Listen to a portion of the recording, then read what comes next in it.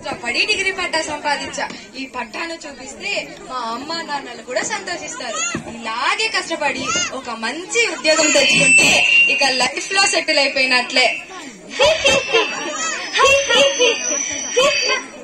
ఎవరు మీరు? నేను నీలోని మంచిని మిత్రమా. యో యో, నేను నీలోని చెడుని బ్రో. మరైతే మీరు ఇప్పుడు ఎందుకు వచ్చారు?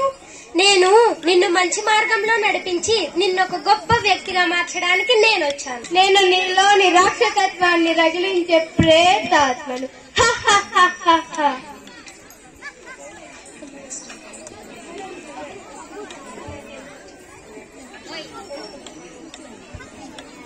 ఇప్పుడు ఎందుకు వచ్చారని? బాగా కష్టపడి అమ్మా నాన్నల రుణం తీర్చుకునే సమయం ఆసన్నమైంది. నిన్ను మంచి దారిలో నడిపించి నిన్నొక గొప్ప వ్యక్తిగా మార్చడానికి నేను వచ్చాను. ఏం గొప్ప? ఈ ప్రపంచంలో గొప్ప వాళ్ళంటూ ఎవ్వరూ లేరు. అంతా డ్రామాలే. పైన పటారం, ఈడలో నల్లటారం. తన మాటలు వదిలిపెట్టు. ఇన్నాళ్ళు పడ్డ కష్టం చాలు. ఇకనైనా జీవితాన్ని ఎంజాయ్ చేద్దాం బ్రో. చలో, సిగరెట్, మందు, గంజాయి, డ్రగ్స్ ఏం కావాలన్నా మనదే. మనీ ఉంటే ఈ ప్రపంచమే మన బానిస. తగ్గదల.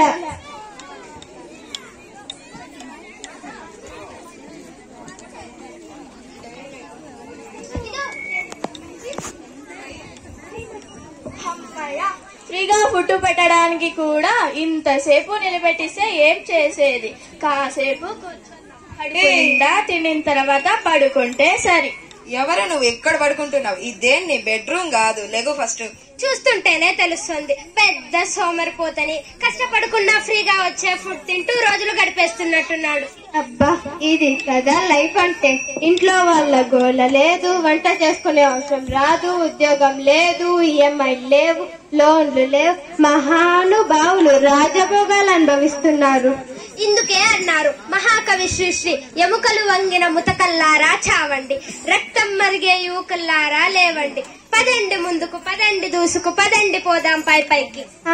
పోవాల్సిందే పై పైకి. ఎక్కడికి దూసుకుపోతా?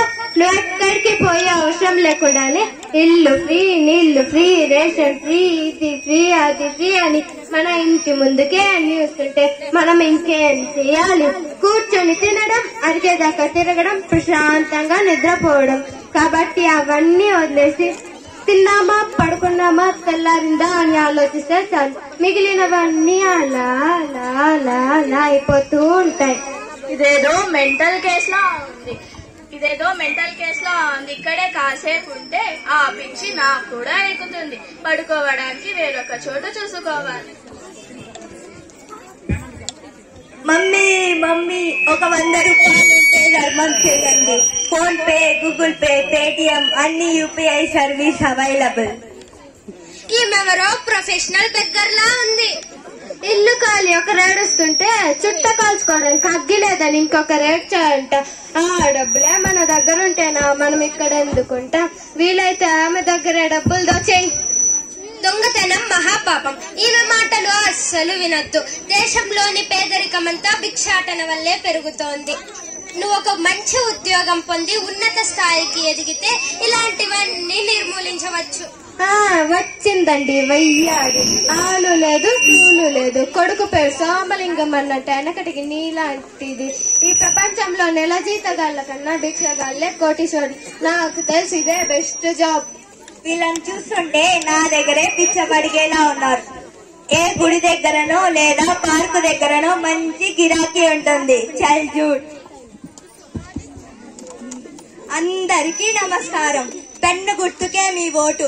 మీ అమూల్యమైన ఓటు నాకేస్తే పుట్టినోళ్లకు చెడ్డీలు ఫ్రీ, పిల్లలకు పాల బుడ్డీలు ఫ్రీ, మగవాళ్లకు షేవింగ్ ఫ్రీ, ఆడవాళ్లకు మేకప్ ఫ్రీ. మీకేం కావాలన్నా ఫ్రీ ఫ్రీ ఫ్రీ.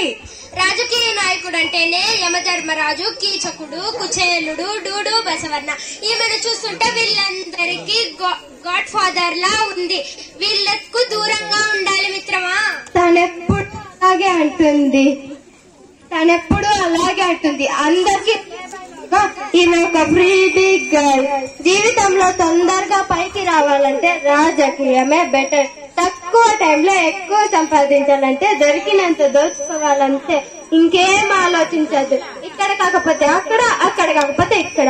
జంపింగ్ జపాంగ్ జంపింగ్ జపాంగ్ గిలగిలిచ. దేశ ఆర్థిక వ్యవస్థకు గడ్డి పెడుతూ రోజుకు కుంభకోణంలా తినే ఈ రాజకీయ నాయకులని నమ్మకు మిత్రమా. తానెప్పుడు అలాగే మాట్లాడుతుంది. నీ జీవితంలో రాజకీయంలో ఒక్కసారి రానివైతేనా నీ జీవితంలో మళ్ళీ వెనక్కి తిరిగి చూడాల్సిన అవసరం లేదు. ఆలోచించు బ్రో. ఈమెను చూస్తుంటే నోటా కూడా వచ్చేట్లేదు. వేరొక్కరి దగ్గరకు వెళ్దాం. అవినీతి, నిర్లక్ష్యం, సోమరిపోతూ రాజకీయతనంతో నీ జీవితం నాశనం చేసుకోకు మిత్రమా. ఒక్కసారి ఆలోచించు. అవును నిజం, మౌన నిజం, నీవన్నది నిజం నిజం. అవినీతికి పాల్పడి అక్రమాల కొరవడి నిర్లక్ష్యపు దారులలో, రాజకీయ వేదనలో, సందులలో, గుందులలో, పందుల వలె, కుక్కల వలె జీవించే జీవితం వృధా వృధా వృధా. నన్ను చెడిచే ఈ చెడుతో సావాసం నాకొద్దు, వద్దు వద్దు. మంచి నిర్ణయం తీసుకున్నావు మిత్రమా. మరేం చేయాలనుకుంటున్నావు? మంచి అన్నది ఉన్న చోటే మంచిలోనే పొంచి ఉంటా. నేను సైతం నేటి యువతకు నేతనవుతా.